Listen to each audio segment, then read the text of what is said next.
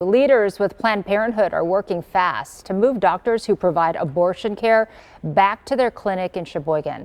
That's after a court ruling on Tuesday restored abortion access across Wisconsin. Our Julia Fellow spoke with people who live in Sheboygan who view abortion rights in starkly different terms.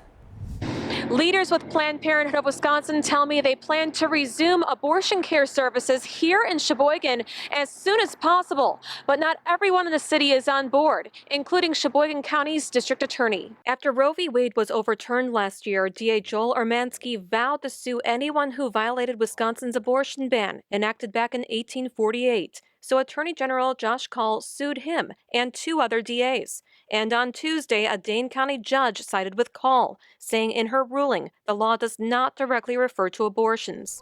Planned Parenthood activists stood outside Urmansky's office, demanding he not file an appeal. He's essentially making himself unavailable, not taking phone calls from the folks that he serves in his county, and we're pretty disappointed about this lack of communication. Urmansky would not talk to us on camera, but said in a statement he will appeal, but will abide by the judge's ruling for now. Attorney Michelle Velasquez, who's Planned Parenthood's chief strategy officer, says taking away abortion access puts a cost on women. For folks like, say, from Milwaukee leaving to have an abortion in Illinois was about $1,200, and the average American can't afford an unexpected expense over $500. But right across the street from Planned Parenthood in Sheboygan is a different organization, which has support from Pro-Life Wisconsin, Anchor of Hope Health Center.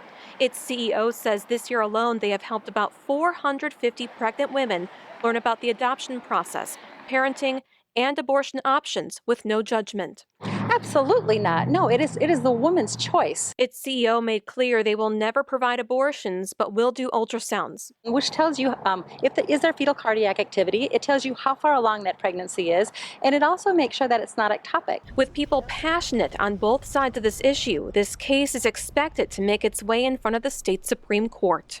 Again, leaders with Planned Parenthood wouldn't tell me exactly when they plan to resume abortion care services in Sheboygan, but they tell me it will be medication only here at this clinic.